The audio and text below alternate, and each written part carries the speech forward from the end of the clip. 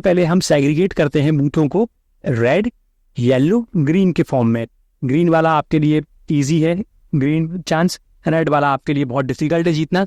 Yellow वाला आपके लिए कॉम्पिटिटिव। इलेक्शन को आप कास्ट और रिलीजन से दूर नहीं रहे। ऑनलाइन हो चुका है, एक हेल्प वोटर करके ऐप है, या आप इलेक्शन कमीशन की साइट पर चले जाइए, वोटर रजिस्ट्रेशन करिए, फॉर्म 6 भरवाते हैं वो, और फॉर्म 6 से आपका वोटर आईडी बन जाता है घर पर। इलेक्शन मैनेजमेंट, सोशल मीडिया, ये सब इलेक्शन मैनेजमेंट के अंदर ही आता है। और क्या डेटा सिक्योर है जो इलेक्शन मैनेजमेंट? बिल्कुल नहीं है यार, डेटा तो बिल्कुल सिक्योर नहीं है, ये सच्चाई बात है, मेरे डेटा बिल्कुल सिक्योर है। आपको बहुत से लोग तो क्रेडिट कार्ड के डेटा तक पड़े हुए हैं नेट पे। लाइफ टू प्राइवेसी आपका फंडामेंटल राइट है। लोकसभा इलेक्शंस, तो इस इलेक्शंस में टेक्नोलॉजी का भरपूर इस्तेमाल हो रहा है, भर भर के इस्तेमाल हो रहा है, जितना कभी नहीं हुआ। पर आपको पता है ये टेक्नोलॉजी का इस्तेमाल क्यों हो रहा है? आपको मैनिपुलेट करने के लिए। आपका वोट अगर मान लो कांग्रेस को जा रहा है तो वो बीजेपी को जाए, बीजेपी को जा रहा है तो वो कांग्रेस को जाए, या आम आदमी को जा रहा है तो किसी और अन्य पार्टी को जाए, या नरेंद्र मोदी को जा रहा है तो राहुल गांधी को जाए, राहुल गांधी को जा रहा है तो नरेंद्र मोदी को जाए। तो इस मैनिपुलेशन का इस्तेमाल कैसे कर रहे हैं वो लोग इस्तेमाल कर रहे हैं with the help of social media, Facebook, Instagram, WhatsApp, इन सब का प्रयोग हो रहा है आपके ऊपर हो रहा है दोस्तों, आपके ऊपर। तो इस पॉडकास्ट में हमने इस पूरे चीज के बारे में बात करी जिसे हम इलेक्शन मैनेजमेंट कहते हैं। इस इलेक्शन मैनेजमेंट को हमने रामेंद्र के साथ डिस्कस करा है। Ramendra all India professional Congress committee के एक मेंबर है, ठीक है। उन्होंने इन सब के बारे में बहुत अच्छे से एक्सप्लेन करा। इलेक्शन अनाउंस होने के पहले एक कैंडिडेट कितने झूठ स्टार्ट कर देता है सोचना आपसे क्या बोल रहा है क्या नहीं बोल रहा, क्योंकि इलेक्शंस इमोशंस पे जीते जाते हैं। इस चीज का ध्यान। हाँ रामेंद्र, इलेक्शन मैनेजमेंट क्या होता है? देखिए, इलेक्शन मैनेजमेंट आज की तारीख में बहुत हॉट टॉपिक बन चुका है। 1999 में आपने शब्द का कभी सुना ही नहीं होगा नाम। उस समय इलेक्शन कैंपेनिंग हुआ करती थी। लीडर्स आया करते थे, डोर टू डोर कैंपेनिंग करेंगे या एक बड़ी रैली करेंगे, दैट्स इट। अब पूरी तरीके से इलेक्शन का मैनेजमेंट होता है, जैसे कि किस बूथ पर उन्हें फोकस ज़्यादा करना है, नेताओं को किस बूथ पर उनकी स्थिति क्या है, क्या स्पीच बोलनी है उन्हें, किस एरिया में उन्हें क्या प्रोपेगेंडा या क्या कैंपेनिंग होगी उनकी, या कितना विजिट करना पड़ेगा। पूरा इलेक्शन का मैनेजमेंट होता है आपका, प्री से लेके पोस्ट इलेक्शन तक पूरा मैनेजमेंट हो चुका है। और आपने शायद सुना भी होगा, इलेक्शन मैनेजमेंट से ही मोदी जी प्रधानमंत्री बने हैं। और आज हमारे सामने आईपैक जैसी बहुत सी कंपनियां भी आ चुकी हैं इलेक्शन मैनेजमेंट में। जैसे प्रशांत किशोर जी इलेक्शन मैनेजमेंट के एक तरह से चाणक्य कहने लगे हैं हम लोग। तो इलेक्शन मैनेजमेंट एक बहुत ही हॉट टॉपिक है आज की तारीख में। तो इलेक्शन मैनेजमेंट तो एक प्रोसेस है पूरी, ठीक है जी। तो इलेक्शन मैनेजमेंट में जो कि फेजेस होते हैं, प्री फेज, पोस्ट फेज और मिड ऑफ द फेज। जी। तो प्री फेज में कौन से प्री फेज को आप डिवाइड करो? प्री फेज को मैं आपको समझाता हूँ, एक्सप्लेन करता हूँ ज़्यादा बेटर तरीके से। देखिए क्या होता है, जैसे एक कैंडिडेट को टिकट मिला, देखिए कैंडिडेट 3 प्रकार से लड़ सकते हैं चुनाव, आपको पता होगा। या तो वो एक नेशनल पार्टी से लड़ जाए, जैसे कांग्रेस, बीजेपी, या वो रीजनल पार्टी से लड़े, जैसे हमारे यहाँ बसपा सपा को हम रीजनल पार्टी आम आदमी पार्टी तो नेशनल पार्टी बन चुकी है, पर ठीक है हम एक रीजनल पार्टी मान लेते हैं उनको। और तीसरा इंडिपेंडेंटली। तो कैंडिडेट लड़ता है, जैसे ही उसे टिकट मिलता है पार्टी से, तो जैसे ही उसे टिकट मिला तो प्री फेज शुरू हो जाता है इलेक्शन मैनेजमेंट। प्री फेज के अंदर हम 3-4 एक्टिविटीज़ करते हैं। सबसे पहले एक्टिविटीज़ होती है कि फॉर्म 20 होता है। फॉर्म 20 हर इलेक्शन का डेटा होता है कि इस बूथ से इतने वोट इस पार्टी को, इसको मिले हैं। जैसे मैं आपको एक एग्जांपल से समझाता हूँ। हम कंसंट्रेट करते हैं भोपाल कॉन्स्टिट्यूंसी में। एक एग्जांपल लीजिए, मान लीजिए भोपाल कॉन्स्टिट्यूंसी में 220 बूथ आते हैं। हर बूथ पे 5000 वोटर हैं रजिस्टर्ड, यानी एक बूथ पे 5000 वोटर रजिस्टर्ड हैं, वोट आएंगे। अब मान लीजिए कि पिछले साल लास्ट टाइम इलेक्शन हुए थे, तो बूथ नंबर 1 में 2000 वोट मिले कांग्रेस को, 2000 मिले बीजेपी को, 1000 मिला आपके निर्दलीय को। तो ये वाला जो आपका बूथ है, बूथ नंबर 1, इसको हम कंपेयर मान लेंगे कि ये यार एक आपका येलो जोन है, यानी यहाँ फाइट है। दूसरा आप मान लीजिए दूसरा बूथ है, यहाँ पिछली बार कांग्रेस को मिले हैं 3000 वोट, बीजेपी को 1000 वोट, तो ये आपके लिए ग्रीन बूथ हो गया। और एक मान लीजिए आप बूथ आपके लिए जहाँ कांग्रेस हारती है हमेशा, तो वो रेड बूथ हो गया। तो सबसे पहले हम सेग्रीगेट करते हैं बूथों को रेड, येलो, ग्रीन के फॉर्म में। ग्रीन वाला आपके लिए ईजी है, ग्रीन चांस, रेड वाला आपके लिए बहुत डिफिकल्ट है जीतना, येलो वाला आपके लिए कॉम्पिटिटिव, आपको यहाँ फाइट करनी पड़ेगी। तो पहले हम एनालिसिस करते हैं बूथ का, उसके बाद देखिए इलेक्शन को आप कास्ट और रिलीजन से दूर नहीं रह सकते, तो कास्ट और रिलीजन का डेटा बहुत इंपॉर्टेंट रोल प्ले करता है। और इलेक्शन मैनेजमेंट कंपनीज पहले से ही सर्वे करती हैं कि किस एरिया में कौन सी कास्ट ज़्यादा है या क्या रेशो है कास्ट का रिलीजन का, एंड बेस्ड ऑन दैट वहाँ हम पूरी तरीके से मैनेजमेंट करते हैं। उसी हिसाब से हम बूथ वर्कर्स या कार्यकर्ता है उस प्रकार के हम लीडर्स को वहाँ बुलाते हैं कि जो कास्ट से रिलेवेंट रहें।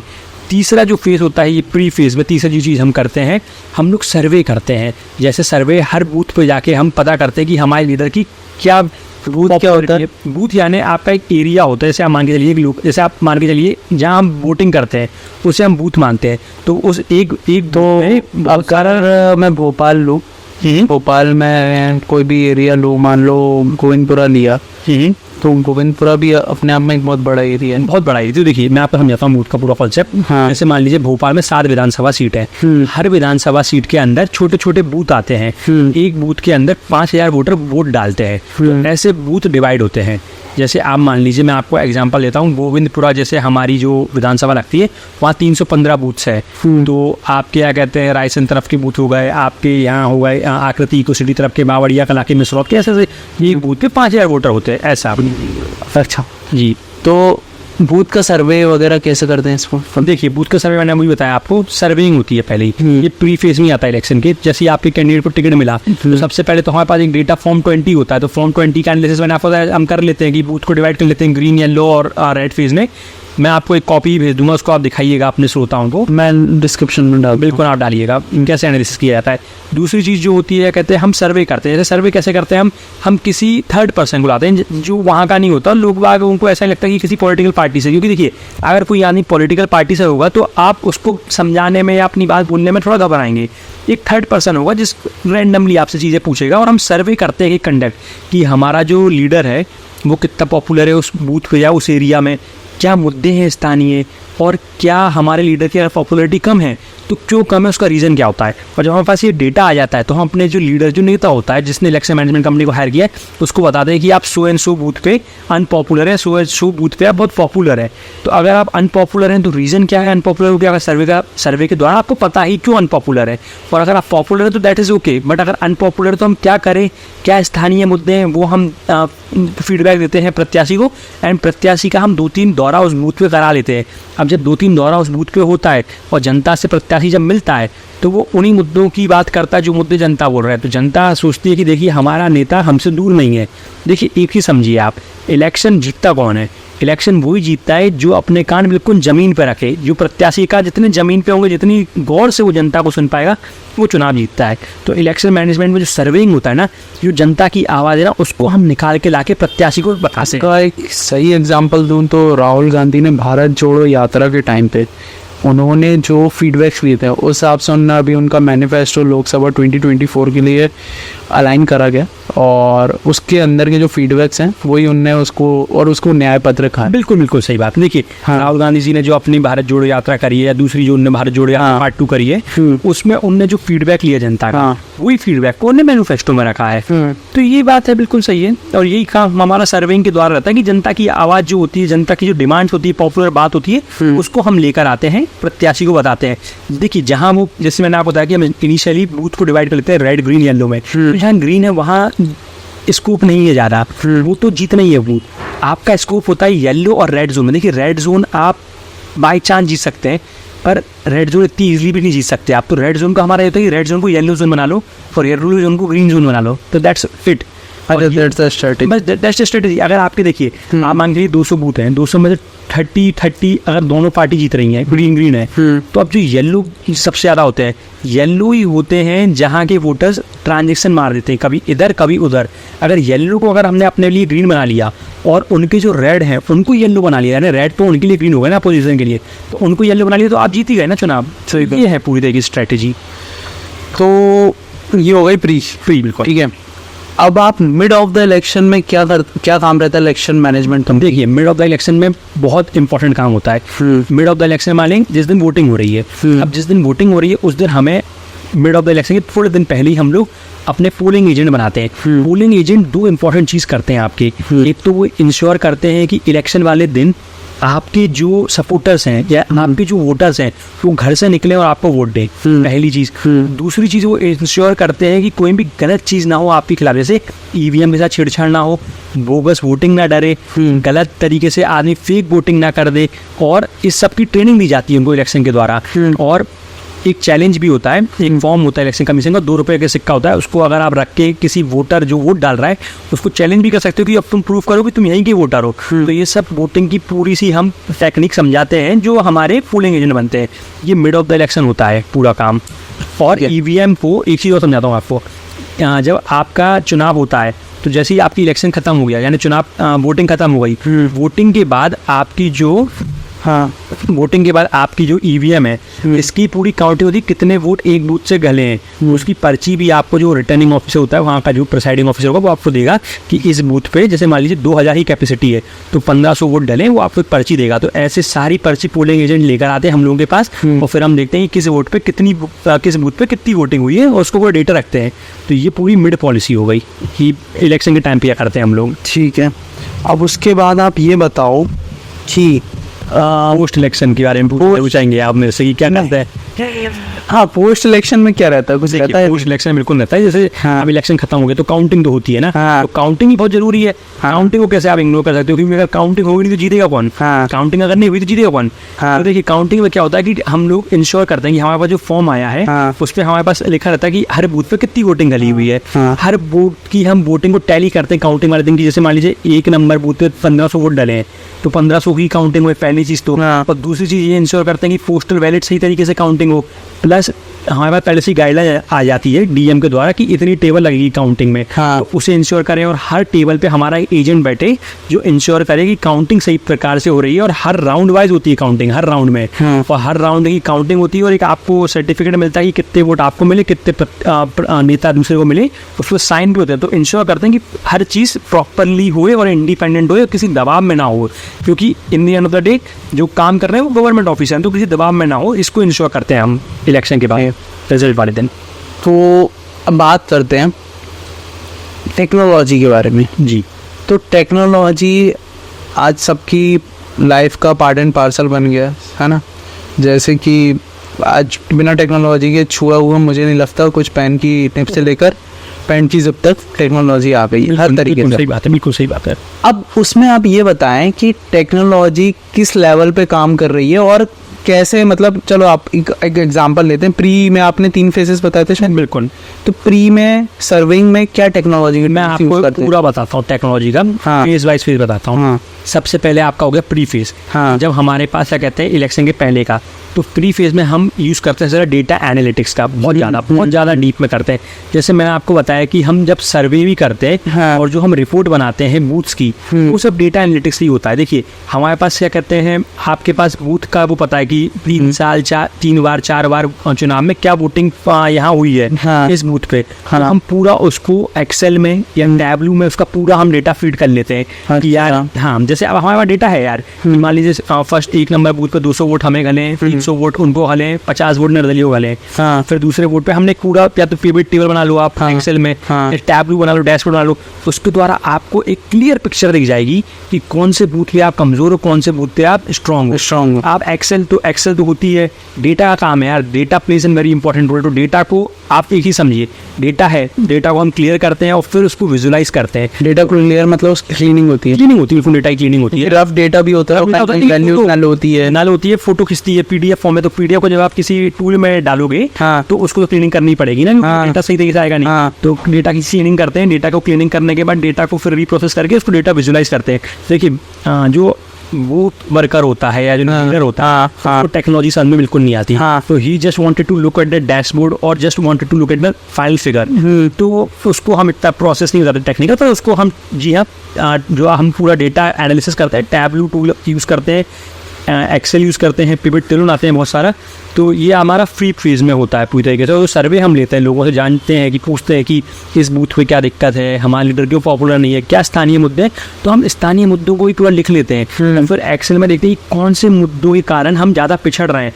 कंडीशनल फॉर्मेटिंग होती है यार हर जगह, तो रेड येलो ग्रीन से कर लेते हैं वो, तो ये सब टेक्नोलॉजी यूज़ होती है यार, तो ये सर्वे में होगी, ये सर्वे में होती है। उसके बाद जब हम चुनाव में, बिल्कुल जब हम चुनाव लड़ रहे हैं, तब भी आप देखिए AI का बहुत यूज़ करने लगे हैं हम आजकल। AI सोशल मीडिया के द्वारा करते हैं। मैं आपको एक बहुत इंटरेस्टिंग फैक्ट बताता हूँ। ये तो मिड ऑफ द इलेक्शन हो गया ना, मिड ऑफ द इलेक्शन है, इलेक्शन किस टाइम ही चल रहा है, प्री फेज में क्या, फेज में भी ये चलता है। जैसे प्री फेज में भी AI का यूज़ होता है। जैसे बताता हूँ आपको, कई बार हमें कुछ चीज़ों की अनुमति चाहिए होती है लोगों से। जैसे हम देखिए इलेक्शन के पहले हमें कुछ कैंपेन करने हैं, तो उसकी परमिशन तो लगेगी, क्योंकि मॉडल कोड ऑफ कंडक्ट लग गया। तो पहले क्या होता था यार, आप किसी से एप्लीकेशन लिखवाओ, अब चैट GPT का इस्तेमाल होने लगा है। आप चैट GPT पे पूरी एप्लीकेशन 2 मिनट में लिख जाएगी, है कि नहीं। आपको क्या कैप्शन लिखने, क्या कोटेशन लिखने, वो सब चैट GPT। AI का यूज़ है, सोशल मीडिया का यूज़ है प्री फेज में। आप एक ही याद रखिए, इलेक्शन लड़ने के साथ साथ आपको परसेप्शन ही बनाना पड़ेगा ना। तो परसेप्शन आपका कैसे बनेगा, AI के द्वारा। अब आपने अभी देखा होगा कि AI से अब हम देख रहे हैं कि जो लोग अब इस दुनिया में नहीं है, उनका भी क्या कहते हैं, आप AI से मॉडलिंग करके आप उनको प्रचार में ला सकते हैं। DMK ने किया, DMK ने किया, बिल्कुल AI DMK ने भी ये किया, AI DMK जयललिता को जिंदा कराया, बिल्कुल DMK ने अपने करुणा जी को कराया, बिल्कुल बिल्कुल। तो AI का देखिए लोगों के सेंटीमेंट जुड़े हुए हैं उन लोगों से। तो वो जब AI से उन्हें दिख रहा है एक उनका पैनोरामा कि हाँ यार ये आ गए हैं, स्पीच दे रहे हैं, तो लोग कनेक्ट करते हैं ना लोगों से। तो AI का यूज़ है चुनाव कैंपेनिंग में बहुत ज़्यादा। प्लस सोशल मीडिया में बहुत ज़रूरी काम आ चुका है AI का आज की तारीख में। तो ये है AI टेक्नोलॉजीज़ का। AI का दुरुपयोग भी बहुत हो रहा है, जैसे आपको पता है, पर AI का उपयोग तो हम करते ही करते हैं। ये हमारा प्री फेज हो चुका है AI। अब मिड ऑफ द इलेक्शंस कैसे यूज़ करते हैं? देखिए मिड ऑफ द इलेक्शन तो बहुत ही कम होती है टेक्नोलॉजी का यूज़, क्योंकि देखिए मिड ऑफ द इलेक्शन तो आप जिस दिन वोटिंग वाला दिन है उस दिन तो आप क्या ही करेंगे फटाफट टेक्नोलॉजी पर। हाँ, उस दिन हो सकती है बहुत सी चीज़ें। आप जैसे मैं आपको बताता हूँ, इलेक्शन कमीशन की बहुत सारी साइट बन चुकी है, वेबसाइट बन चुकी है, जहाँ आप कंप्लेंट दर्ज करा सकते हो। जैसे सिविल करके एक उनकी ऐप है, वहाँ आप कंप्लेंट दर्ज करा सकते हो फ़ोटो के साथ। तो आप कंप्लेंट दर्ज करा सकते हो ऑन स्पॉट कि यार अगर कोई भी मॉडल कोड ऑफ कंडक्ट का उल्लंघन हुआ तो आप ऑनलाइन तरीके से वो कंप्लेंट दर्ज करा सकते हो। तो आप उनकी इलेक्शन कमीशन की वेबसाइट है, उससे आप करा सकते हो बिल्कुल। इवन मैं आपको बताऊं, पहले के समय में हुआ करता था कि इलेक्शन में वोटर आईडी के लिए आपको ऑफलाइन या कहते हैं वोटर आईडी का पर्चा भरना पड़ता था। अब तो वोटर आईडी भी ऑनलाइन हो चुका है। एक हेल्प वोटर करके ऐप है, या आप इलेक्शन कमीशन की साइट पर चले जाइए, वोटर रजिस्ट्रेशन करिए, फॉर्म 6 भरवाते हैं वो, और फॉर्म 6 से आपका वोटर आईडी बन जाता है, घर पर आ जाता है ऑनलाइन। इवन अगर आपको कॉन्स्टिट्यूंसी चेंज करनी है वो भी ऑनलाइन हो चुका है। तो आजकल हर चीज़ ऑनलाइन हो चुकी है, टेक्नोलॉजिकली है। गांव में रूरल एरियाज़ में लोग यूज़ नहीं कर पाते, तो यहाँ हम लोग हैं, हम लोग ऐप डाउनलोड करके रखते हैं और उनको बताते हैं पूरी तरीके से। इवन मैं आपको एक टेक्नोलॉजी का बहुत अच्छा यूज़ बताता हूँ। जो वोटर पर्ची होती है, इलेक्ट्रोल आता है, हमारे सबके घर में आता है, ये सब इलेक्शन कमीशन की साइट पे है। तो टेक्नोलॉजी से हम लोग इसको भी निकाल लेते हैं, शॉर्ट करते हैं एक्सेल से, नाम वाइज, एरिया वाइज उसकी पर्ची निकालते हैं, घर घर देकर आते हैं। तो ये भी एक तरीके से टेक्नोलॉजी का वाइज है। टेक्नोलॉजी तो हर जगह यूज़ है, टेक्नोलॉजी से ऐसा कुछ बचा नहीं है। टेक्नोलॉजी का उपयोग हम लोग करते हैं, विपक्षी अब जो शरारती तत्व हैं वो दुरुपयोग भी करते हैं। तो ये तो एक समय है ही। हाँ, आपको मैं बहुत फेमस एक दुरुपयोग का एग्जांपल बताता हूँ। अभी आर्टिफिशियल इंटेलिजेंस नया है। अभी जब जो बिडेन और ट्रम्प लड़ रहे थे चुनाव, तो एक जो बिडेन की north hemisphere, I don't remember the area where this happened, but एक एरिया में उनकी फेक ऑडियो चलाई गई जिसमें वो अपील कर रहे थे कि वोट मत करो, मुझे तो वोट बिल्कुल मत दो। तो लोग सोच रहे, और वो AI से था, बिल्कुल सेम ऑडियो, सेम ऐसा जो बिडेन जैसा आदमी लिख रहा है कि जो बिडेन बोल रहा है। तो लोग बात फिर वोट करने नहीं डाल गए। तो सोचिए, तो आज फेक न्यूज़ कितना चल रहा है आजकल। आप देखिए फेक न्यूज़, डीप फेक, तो दुरुपयोग बहुत होता है इसका। एक फर्जी प्रोपोगेंडा वाली वीडियो बना देते हैं, वो आपने देखा ही होगा कि फेक न्यूज़ चला देते हैं। तो दुरुपयोग भी बहुत है। क्योंकि इसके अलावा जो सर्वे का डेटा है, क्या उससे अपन मशीन लर्निंग के मॉडल्स बना सकते हैं क्या? यार देखिए, अभी काम चल रहा है इस पे। हाँ। लोग तो बना ही रहे होंगे, बिल्कुल। देखिए सर्वे का डेटा तो आपको प्रोडिक्शन दे रहा है ना। अगर आप देखिए, सर्वे का डेटा एक आपकी इंटरनल फीलिंग समझिए किसी आदमी की, कि यार इस एरिया में ये चीज़ें हैं कि यहाँ डैम नहीं है, रोड नहीं है, पुलिस थाना नहीं है, ड्रेनेज सिस्टम नहीं है, नाली नहीं है, आप एक मोटा मोटा अनुमान लग गया कि क्या रिक्वायरमेंट है। अगर आगे रिक्वायरमेंट गैदर हो गई, उस रिक्वायरमेंट में आप एल्गोरिथम के द्वारा प्रिडिक्ट कर सकते हो कि आगे क्या इनकी डिमांड है, क्या एस्पिरेशन है और किसको ध्यान रखते हुए आपको वहाँ कैंपेनिंग करनी है, क्या आपके मैनिफेस्टो में होनी चाहिए। बिल्कुल मशीन लर्निंग की चीज़ लग सकती है, बिल्कुल एल्गोरिथम लगती है और चल रहा है ऐसा प्रोसेस। तो ये बहुत से लोग लगा रहे हैं। अच्छा, बहुत से लोग तो प्रेडिक्टिव मॉडल्स भी बना रहे हैं अब कि कैसे प्रोडिक्शन चलेगा अगले बूथों पे, क्योंकि एक आपके पास एक ट्रेंड आ चुका है ना कि पहले इतने वोट घले, इस बार इतने वोट घले, तो क्या एक प्रेडिक्टिव मॉडल होगा और उस प्रेडिक्टिव मॉडल में हम कैसे एडजस्ट करें, किन कास्ट को, किन लोगों को या किन वेरिएबल्स को हम अपनी तरफ करें। प्रेडिक्टिव मॉडल्स बनने लगे इसके। तो डेटा एनालिटिक्स, मशीन लर्निंग बहुत यूज़ हो रहा है और AI का मैं बता ही चुका हूँ आपको, यूज़ होता ही रहा है, इसमें हो ही रहा है। अच्छा, इसके अलावा वोटर की इंगेजमेंट के लिए क्या क्या करती हैं इलेक्शन मैनेजमेंट कंपनीज इंगेजमेंट बढ़ाने के लिए? देखिए, एक चीज़ समझिए आप, इलेक्शन पूरा ही वोटर्स के लिए हो रहा है। अगर वोटर घर से नहीं निकलेगा चुनाव में तो कोई मतलब नहीं है आपके लिए। तो देखिए, बहुत प्रकार की चीज़ें करी जाती हैं। देखिए, पहले तो हम एरिया आइडेंटिफाई मैंने बताया आपको कर लेते हैं। देखिए, जहाँ वोटर्स का ऐसा विश्वास हो गया कि यार दोनों प्रत्याशी हमारे लिए कुछ नहीं कर रहे, वहाँ इलेक्शन मैनेजमेंट कंपनी बहुत सकारात्मक काम कर सकती है। जैसे हमारे प्रत्याशी को बार बार उन लोगों से मिलाएं, हमारे प्रत्याशी से कहें कि उनके मुद्दों की बात करें। तो यार, जब जो लोग हैं जो निराश हो चुके हैं कि यार दोनों प्रत्याशी में हमारा कुछ काम नहीं होना, उनके पास एक पार्टी का प्रत्याशी बार बार जाए और उनके स्थानीय बात करे, तो दे फील मोटिवेटेड कि हाँ, someone is talking about them. दूसरी चीज़, हम लोग जो 18 साल के लोग हो जाते हैं उनको ऑनलाइन रजिस्टर कर देते हैं वोटर ID में, जिससे उनको वोट डालने का अधिकार मिले। ग्रामीण अंचल में लोग बाग मिस कर देते हैं अपना वोटर ID बनवाना, तो अब तो ऑनलाइन होता है, फॉर्म 6 भरवा देते हैं। हम लोग फॉर्म 6 भी भरवाते हैं लोगों से, जिससे मेक श्योर कि ये वोट डालें। तीसरी चीज़, हम जो इंश्योर करते हैं कि वोटिंग वाले दिन हम लोग अपील करते हैं मोहल्ले मोहल्ले में, हमारे जो एजेंट होते हैं उसी मोहल्ले के निवासी होते हैं, उनसे कहते हैं कि कम से कम लोगों को वोट तो डाल के आएँ, वोट घर से निकलें, वोट डालें। और इतने सारे कैंपेनिंग इलेक्शन कमीशन भी चला रही है, तो लोगों को एक तरह से हम लोग इंगेज करते हैं। प्लस एक चीज़ हमने अभी करी थी पिछले साल बेगूसराय में, जब मैंने देखा था कन्हैया कुमार चुनाव लड़ रहे थे, तो उनने स्किट और प्लेस कराए थे बहुत ज़्यादा। वहाँ के लोकल मुद्दों पे स्किट हो रहे थे, वहाँ के लोकल मुद्दों पे प्लेस हो रहे थे कि कैसे महंगाई, पॉवर्टी खा रही है, और उस पर स्किट चल रहे थे। तो लोग बाग अट्रैक्टिव हो गए थे यार, एक माहौल बन चुका था। तो बिल्कुल इलेक्शन मैनेजमेंट कंपनी माहौल बनाती है, जब माहौल बनता है तभी इलेक्शन निकलते हैं, आप याद रखिए। स्किट से, अच्छी स्पीचों से, सोशल मीडिया कंटेंट से, तो ये सब काम करती है। अच्छा, सोशल मीडिया की आपने बात की, तो सोशल मीडिया का कंटेंट किस टाइप से यूज़ होता है? यूज़ जैसे मैं आपको बताता हूँ, सोशल मीडिया कंटेंट 3-4 फेज में आप बांट सकते हो। पहले तो जो प्रत्याशी कैंपेन कर रहा है उसकी प्रॉपर फोटो, उसकी प्रॉपर वीडियो, वो क्या स्पीच दे रहे हैं उसको अपलोड करना सही है। दूसरी चीज़ होती है कि जो समस्याएं हैं उसको भी डालो आप सोशल मीडिया में। जैसे यार मान के चलिए कि रूलिंग पार्टी है, कोई रूलिंग पार्टी 20 साल 15 साल से वहाँ काम कर रही है, वहाँ रोड नहीं बनी, नाली साफ़ नहीं हो रही, पुलिस चौकी नहीं है, महिलाओं का कोई स्कूल नहीं है, तो उसकी आप समस्याओं की चीज़ें डालो और सॉल्यूशन डालो कि यार हमारे सॉल्यूशन क्या है। और आजकल तो मैं आपको बताता हूँ, इलेक्शन मैनेजमेंट कंपनी के कारण प्रत्याशी भी इतने अवेयर हो गए कि उन्हें हर वार्ड में एक मैनिफेस्टो भी निकालने लगे कि वो इस वार्ड का ये मैनिफेस्टो, इस वार्ड का ये मैनिफेस्टो, वार्ड वाइज मैनिफेस्टो भी चलने लगे। तो ये सब हम सोशल मीडिया पर डालते हैं, जिससे जनता अवेयर होती है। देखिए, एक चीज़ बताता हूँ मैं आपको, आजकल आपने देखा होगा कि मोबाइल के थ्रू, व्हाट्सएप के थ्रू भी प्रत्याशी अपना संदेश पहुँचा रहे हैं, ये काम भी कर रहे हैं हम। देखिए, एक कॉन्स्टिट्यूंसी में 2.5 लाख 3 लाख वोटर होते हैं। It is not possible to reach everyone, but through social media we can reach them. ठीक है, व्हाट्सअप एक ऐसी चीज़ आ गई, मुझे एक मैसेज बस फॉरवर्ड ही तो करना है, तो हम अपनी कॉन्स्टिट्यूंसी के लोगों के व्हाट्सअप के नंबर तो आ ही जाते हैं आज की तारीख में, आपको पता ही है। तो उस व्हाट्सअप को फॉरवर्ड करते हैं। मोबाइल पे आपको पता है कि कॉल लगा के उन्हें याद दिलाया जाता है कि ये मुद्दे हैं और इस मुद्दे के लिए प्रत्याशी लड़ रहा है।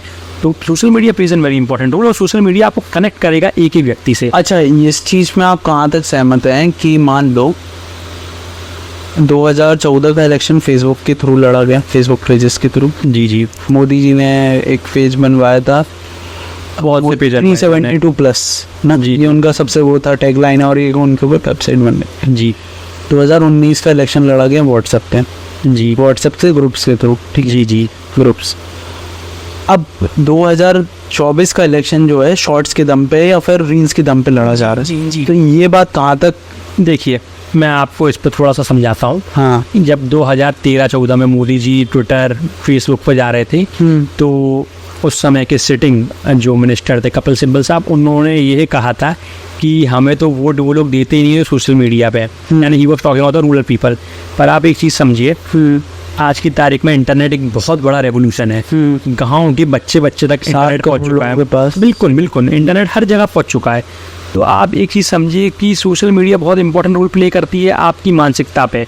आप एक चीज़ याद रखिए कि आप 5 घंटे जो मोबाइल पे टाइम एक्सपेंड कर रहे हैं, तो आपको ये नहीं पता कि उसका साइकोलॉजिकल एंड फिजिकल क्या इम्पैक्ट आएगा आप में, आपको नहीं पता है, मुझे भी नहीं पता है। आप और आजकल यार नॉर्मल हम लोगों का ही जो स्क्रीन टाइम 5 घंटे हो चुका है। तो आप एक चीज़ समझिए, जैसे आपने मुझे व्हाट्सअप बोला, अब व्हाट्सअप से यार आपको जोड़ दिया है, ठीक है, एक व्हाट्सएप पे उन्होंने 200-300 लोगों को जोड़ा है, उन्होंने बहुत सारे व्हाट्सएप ग्रुप बना दिए। अब हर व्हाट्सएप ग्रुप में यार वो प्रोपोगेंडा या एक न्यूज़, एक वीडियो डालेंगे, तो यार it will impact your psychology ना। अब मैं एक ही तरह की बातें करता रहूँ व्हाट्सएप में, मैं बुराई डालता रहूँ, हिंदू मुस्लिम करता रहूँ, कास्ट की बात करता रहूँ, तो आपका माइंड सेट हो जाएगा। आप कहोगे यार दूसरी पार्टी खराब है, ये पार्टी थी, हम तो उसको ही वोट देंगे। Okay, they are started to playing with your psychology. तो सोशल मीडिया का यार बहुत बड़ा इम्पैक्ट रोल है। और रील्स जैसे आप आजकल क्या हो गया, यूट्यूब पे आप देखिए कि रील्स तो एक एडिक्शन हो चुका है। आदमी फट फट फट फट रील चलाता रहता है। आपने कभी सोचा है कि रील्स का साइकोलॉजिकल क्या इम्पैक्ट होगा? मैं बताता हूँ, मोस्ट ऑफ द लोग जो इंडिया में हैं वो रील सोने से पहले चलाते हैं। हाँ। अब सोने से पहले जो आप रील चला रहे हैं, अब आपने 5-6 एक ही कंटेंट देख लिया, तो जब आप सोते हैं, जब आपका सबकॉन्शियस माइंड होता है, तो वो रील का क्या इम्पैक्ट होगा यू मे नेवर नो। तो यार ये सब चीज़ें अब आपकी साइकोलॉजी पे इम्पैक्ट करने लगा है। तो बिल्कुल सहमत हूँ मैं, इन्होंने किया है और सोशल मीडिया को बहुत अच्छी तरीके से बीजेपी ने हैंडल किया है। दे आर राइट नाउ, मैं तो आपको ये कहूँगा कि इलेक्शन मैनेजमेंट, सोशल मीडिया, ये सब इलेक्शन मैनेजमेंट के अंदर ही आता है। इसका प्रॉपर यूज़ करके आज बीजेपी यहाँ तक पहुँची है। अच्छा, और क्या डेटा सिक्योर है जो इलेक्शन मैनेजमेंट? बिल्कुल नहीं है यार, डेटा तो बिल्कुल सिक्योर नहीं है, ये सच्चाई बात है। मेरा डेटा बिल्कुल सिक्योर नहीं है। डेटा तो इलेक्शन कमीशन की साइट पे आपको हर बूथ के कौन कौन मेंबर हैं, इनका घर क्या है, सब मिल रहा है। तो डेटा कोई सिक्योर नहीं है। और मैं तो आपको बताता हूँ, आपका डेटा क्या, आपकी पर्ची जो होगी चुनाव के पहले, आपको प्रत्याशी के ही जो वोटिंग एजेंट होंगे, जो बूथ एजेंट होंगे, वही आपके घर में बांटते हैं। तो डेटा तो कोई सिक्योर है नहीं यार आपका। फिर क्या होगा यार, ऐसे तो डेटा की प्राइवेसी कहाँ से गाते? अब देखिए, डेटा की प्राइवेसी पे तो सरकार को सोचना चाहिए, जो कानून बना रहे हैं उन्हें सोचना चाहिए। इतना इजी नहीं है डेटा प्रोटेक्ट करना। ये डेटा बटा हुआ है बहुत इजीली। हर आदमी का हर आदमी का नाम, इपिक आईडी क्या है, आपकी वोटर आईडी नेट पे पड़ी हुई है यार। हाँ, उसके बाद क्या होता है कि बहुत सारे ये डेटा गवर्नमेंट संस्थाओं के यूज़ हो रहा हो नहीं हो रहा, ठीक है, but private organisation like Google, Facebook, बिल्कुल हो रहा है। इनके लिए वो सोने की खदान से कम नहीं। बिल्कुल, मैं तो कह ही रहा हूँ, बहुत मैं आपको ही कह रहा हूँ ना, ये आपकी मेंटालिटी डेटा आप पढ़ रहे हैं बहुत ईजिली। क्योंकि मैंने एक मूवी देखी थी, उसका नाम था सोशल डिलेमा, नेटफ्लिक्स पर। सोशल डिलेमा क्या वो बता रहा था कि उसमें वो लोग हैं जो लोग पहले फेसबुक, गूगल, इन सब में काम करके आ चुके हैं। बिल्कुल बिल्कुल, ठीक है। और जो सोशल मीडिया है, उनके हिसाब से उन्होंने बहुत नेगेटिव इम्पैक्ट बताया लोगों के ऊपर। तो ये डेटा उनके पास आने के बाद वो मॉडल्स बनाते हैं। आप जैसे वो रामेंद्र है, रामेंद्र को हम भी तो मॉडल्स बना रहे हैं वोटिंग के उस पर। हाँ, मतलब उनके मॉडल्स बहुत इफेक्टिव हैं। वो आपको इंगेज जोड़ के रखते हैं। वो आपको, जैसे मान लो कि कोई लड़का है, उसका नाम है श्याम को लड़कियां पसंद है, या श्याम को मतलब गर्लफ्रेंड हो, लड़कियों से बात करना, बहुत इंटरेक्शन करने में बड़ा मजा आता है। तो वो उसके पास स्नैपचैट के थ्रू नोटिफिकेशन भेजेंगे, कभी इसके थ्रू भेजेंगे, ठीक है, कभी फेसबुक पे कोई और नई लड़की जैसी आएगी, मतलब कोई नई लड़की ने रजिस्ट्रेशन करा है, उसका नोटिफिकेशन आ रहा है, इंस्टाग्राम पे कोई नई लड़की आ रही है, उसके कंटेंट। तो ये सब चल रहा है, बिल्कुल चल रहा है। जैसे आप तो ये डेटा के बारे में कोई बात क्यों नहीं कर रहा है? अब यार डेटा के बारे में मैं आपको क्या बताता हूँ कि शशि थरूर साहब ने एक प्राइवेट बिल थे, शशि थरूर साहब मिनिस्टर तो है नहीं, तो प्राइवेट बिल लाए थे लोकसभा में डेटा प्राइवेसी के लिए, तो उसको पास नहीं किया गया। डेटा की बात यार किसके सेशन में लाए थे? 2014 के बाद? नहीं, अभी 18-17 में लाए थे। अच्छा, ये मोदी जी कार्यकाल में लाए थे, तो उस पर वो पास नहीं हो सकता, वो प्राइवेट बिल था। अब मैं आपको सीधी बताता हूँ कि देखिए, भारत में, जैसे मैं मध्य प्रदेश का करता हूँ, भारत पे तो बहुत बड़ी बात हो जाएगी, मध्य प्रदेश 69% आपकी लिटरेसी है, हाँ, ठीक है। हाँ, अब एक ही समझिए, हाँ, लिटरेसी है और इंटरनेट लिटरेसी तो बहुत ही कम है भारत में। हाँ, आज की तारीख में मोबाइल चलाना, नेट चलाना बहुत इजी हो चुका है, लोग चलाते हैं, हाँ, पर जो इंटरनेट की समझ है वो कम लोगों में। हाँ, जैसे आपको एक एग्जांपल देता हूँ, अगर आप एक ही टाइप का कंटेंट बार बार यूट्यूब पर देखोगे तो आपको उसी टाइप की रील आएगी। एल्गोरिथम है, सेम थिंग बहुत सारी पॉलिटिकल पार्टी यूज़ कर रही हैं। अगर आप बीजेपी मोदी जी के खिलाफ सर्च कर रहे हो बार बार कुछ गलत चीज़ यानी उनके अगेंस्ट, तो आपको ऐसी रील आएंगी जो आपको फोर्स करेंगी कि Modi ji is very good. This is what algorithm is doing. अब ये डेटा सही हो रहा है ना, कि उन्हें पता है कि so and so IP address पर ये सर्च हो रहा है, सो एंड सो कंटेंट देखा जा रहा है, तो they want you to watch this, तो हो रहा है यार। डेटा प्राइवेसी की इंडिया में बात नहीं होती। दिक्कत यही है कि अभी हमारी साक्षरता तो बढ़ रही है, पर इंटरनेट लिटरेसी कितनी है ये बहुत बड़ा क्वेश्चन मार्क है। और डेटा हमारा, आप इसकी वोटर ID की और इसकी बात कर रहे हैं, मैं बता रहा हूँ आपको, बहुत से लोग तो क्रेडिट कार्ड के डेटा तक पड़े हुए हैं नेट पे। हाँ, जी हाँ, क्रेडिट कार्ड के डेटा पड़े हुए हैं, ATM के डेटा पड़े हुए हैं, बहुत लोगों की तो बहुत डेटा पड़ा हुआ है यार। डेटा प्राइवेसी की बात इंडिया में कोई कर ही नहीं रहा है, जो कि बहुत ही ज़रूरी मुद्दा है और एक क्वेश्चन मार्क है सरकार के ऊपर कि डेटा प्राइवेट करना पड़ेगा आपको। प्राइवेसी की बात है। और मैं आपको एक चीज़ बता दूँ, लाइफ टू प्राइवेसी आपका फंडामेंटल राइट है, पर डेटा सुरक्षित है ही नहीं डेटा। और उसमें एक और प्रॉब्लम है, जो इलेक्शन का डेटा है ना, उसमें यूनिक की नहीं बन पा रही है जी। क्योंकि उसमें कुछ भी चीज़ आप देखो तो हर चीज़ जो नॉर्मलाइजेशन के फॉर्म्स अपन अप्लाई करते हैं डेटाबेस के DBMS को, वो अप्लाई नहीं हो सकती, क्योंकि सब चीज़, कोई भी चीज़ यूनिक निकल ही नहीं रही ना एक इंसान की। वो निकल नहीं रही है यूनिक भी। अगर हो सकता है तो फ्यूचर में एक ईमेल ID है वो यूनिक हो सकती है, बट मुझे नहीं लगता वो भी यूनिक हो, क्योंकि फ़ोन नंबर एक हो सकता है, नहीं, बट सबके पास फ़ोन नंबर नहीं है। फ़ोन नंबर नहीं है। मैं आपको एक बात बताऊँ, एपिक ID होती है एक, आपके वोटर ID में एक एपिक ID लिख रहती है, दैट इज अ यूनिक की। नहीं तो वो यूनिक कहाँ है? नहीं, एपिक ID आपका यूनिक नहीं, but on the basis of नाम, father name, mother name, address. Mother father name का तो आपका यूनिक नहीं हो सकता, पर जैसे आप मान के चलिए कि अगर आपको कोई प्राइमरी की बनानी है प्राइवेट और, तो एपिक ID को आप यूज़ कर सकते हैं ना। बिल्कुल कर सकते हैं। एपिक ID हर आदमी का डिफरेंट होता है, it can not match with 2 persons। अच्छा, it's not possible. Election management कंपनियों को डेटा मिलता हो, जो डेटा की अपन बात कर। बिल्कुल उनके पास पूरा डेटा होता है। मैं वही कह रहा हूँ कि data plays very important role. हाँ। इलेक्शन कंपनीज के पास तो इतना तक डेटा होता है कि इस बूथ पे, इस कॉलोनी में कितने इस कास्ट के लोग हैं, कितने इस कास्ट के लोग हैं, कितने इस रिलीजन के लोग हैं, they have all the data. और याद रखिए कि डेटा ही तो एक बड़ी पिक्चर बनाता है आगे। गूगल, फेसबुक ये सब डेटा इनको देती है इलेक्शन मैनेजमेंट। हर गूगल फेसबुक की जरूरत ही नहीं है, उनके पास तो स्थानीय नहीं, गूगल फेसबुक को ही डेटा पड़ा हुआ है। जैसे मैं आपको बताऊँ, इलेक्शन कमीशन ही वोटर ID का डेटा तो आपको इलेक्शन कमीशन ही दे रहा है। अरे वो मैं आपसे एग्री कर रहा हूँ। तो क्या है, गूगल, फेसबुक, ये लोग महारथी डेटा के मामले में, इसमें अपन उनको कहीं से बीट नहीं कर सकते। No one is challenging them right now, अभी ये समय। बिल्कुल। पर क्या इलेक्शन मैनेजमेंट कंपनियों को डेटा देती हैं? जैसे मैंने कैम्ब्रिज एनालिटिका का सुना था, फेसबुक वाले उनको कहीं ना कहीं हेल्प करते थे, जो बहुत बड़ा एक कियोस्क बना था। देखिए यार, एक बात बताता हूँ मैं आपको। हाँ, ये बात होती है अप्रोच की। जिसकी अप्रोच है वहाँ उन ऑफिसों में, उनके डेटा हाउसेस में, उनके डेटा सेंटर्स में, डेटा वेयर हाउसेस में, वो निकाल लेंगे यार। हाँ, वो निकाल लेंगे।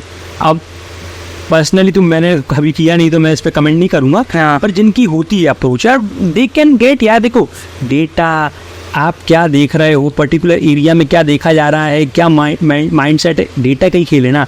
अगर और सबसे अच्छा डेटा तो फेसबुक के पास ही है। फेसबुक पे ही रील देख रहे हो आप, यूट्यूब पे देख रहे हो, गूगल पे सर्च कर रहे हो, सब they have your data with your IP address, everything they have.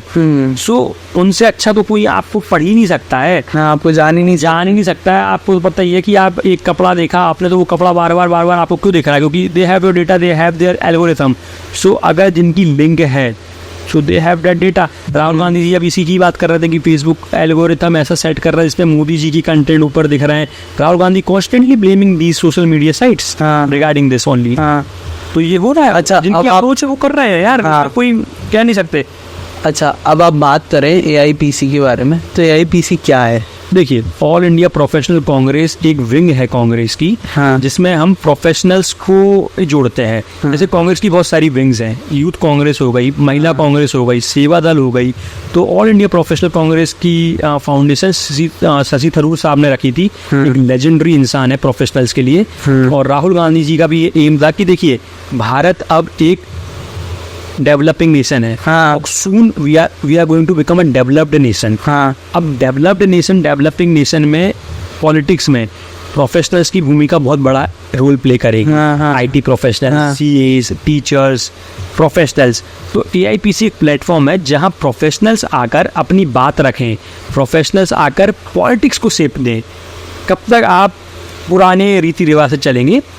Professional fresh legs आएंगे और एक नई दिशा देंगे पॉलिटिक्स को। तो this is what AIPC is all about. तो ये बीजेपी भी कर रही है काम? बिल्कुल, बीजेपी की बहुत सारी विंग्स हैं ऐसी। नहीं, प्रोफेशनल लोगों, पढ़े लिखे लोगों, बिल्कुल जोड़ रही है। देखिए यार, बीजेपी उनके प्रोफेशनल ग्रुप का क्या नाम है? यार मेरे को आइडिया नहीं है उसका, I am not related to BJP, but देखिए एक ही समझिए, हाँ। बीजेपी हर चीज पे, हर स्तर पे लोगों को जोड़ रही है। अच्छा। बीजेपी एक बहुत बड़ी पार्टी है और देखिए यार, जो पार्टी सत्ता में होती है लोग उससे जुड़ना पसंद करते हैं rather than विपक्ष के। हाँ। तो बीजेपी कर रही है, क्यों नहीं कर रही है? बीजेपी भी कर रही है। बीजेपी तो लॉयर्स को भी जोड़ रही है, सबको जोड़ रही है, बहुत लोगों को जोड़ रही है। उनकी अधिवक्ता की विंग है एक। अच्छा। हाँ, तो उनकी बहुत सारी विंग्स हैं बीजेपी बहुत। और बीजेपी के साथ आरएसएस जो उनका मेन थिंक टैंक है, हाँ। उसकी तो बहुत सारी ब्रांचेस हैं। मेरे हिसाब से एक उनकी आदिवासी की ब्रांच है, विद्या भारती, बाल भारती, बहुत सारी ब्रांच है यार। बिल्कुल बीजेपी नहीं यहाँ से जुड़ रही है, वो ग्राउंड लेवल पर काम कर रही है और बहुत टाइम से कर रही है और बिल्कुल जोड़ रही है। तो बीजेपी भी प्रोफेसर को जोड़ रही है, इसमें नो डाउट। ओके। इसके अलावा राम इंद्र, ये बताओ तुम कि एआईपीसी के क्या इनिशिएटिव्स हैं जो टेक्नोलॉजी को इम्प्रूवमेंट में योगदान दे रहे हैं? देखिए, एआईपीसी का एक सबसे बड़ा इनिशिएटिव था, AIPC was first organisation, was first wing to talk about data privacy. पहली डेटा प्राइवेसी की बात की थी। सेकंड थिंग, एआईपीसी ने कहा था कि जो बोगस वोटिंग होती है, फेक वोटिंग होती है, इसको रोकने के लिए कुछ सोचा जाए, तो एआईपीसी इसकी बात करती है। थर्ड थिंग, टेक्नोलॉजी के लिए ही आप समझ लीजिए कि मैनिफेस्टो में जो कंट्रीब्यूशन था इस बार कांग्रेस के मैनिफेस्टो में, एआईपीसी, बिल्कुल एआईपीसी का बहुत बड़ा योगदान था। हमारे जो चेयरमैन है Praveen Chakravarty, he was the member of that manifesto committee. And आप देखिए कि उसमें जो आईटी वर्कर्स, गिग वर्कर्स, इनकी जो बात करती है वो एआईपीसी कर रही है प्रोफेशनल्स के लिए। अब आप देखिए कि आईटी वर्कर्स के लिए बहुत चीज़ें, अब एक समय आ चुका है, work from office, flexibility, labour laws and all. AIPC talk about all them. अब लॉयर्स है, जैसे अगर आप देखेंगे कि कोई अगर लड़का लिटिगेशन में जा रहा है, तो आपको पता होना चाहिए कि लिटिगेशन में पैसा बहुत कम मिलता है यार, लिटिगेशन इतना पैसा नहीं देती। एआईपीसी टॉक अबाउट कि यार एक फेयर मिनिमम तो मिलना ही चाहिए यार। तो एआईपीसी बहुत थिंक टैंक एक तरह से है कांग्रेस का, जो काम कर रहा है बैक एंड पे। ओके। तो रामेंद्र, आपका बहुत बहुत धन्यवाद इस पॉडकास्ट के लिए, जो आपने समय निकाला, और इसके लिए थैंक यू सो मच। जी धन्यवाद आपका, थैंक यू वेरी मच।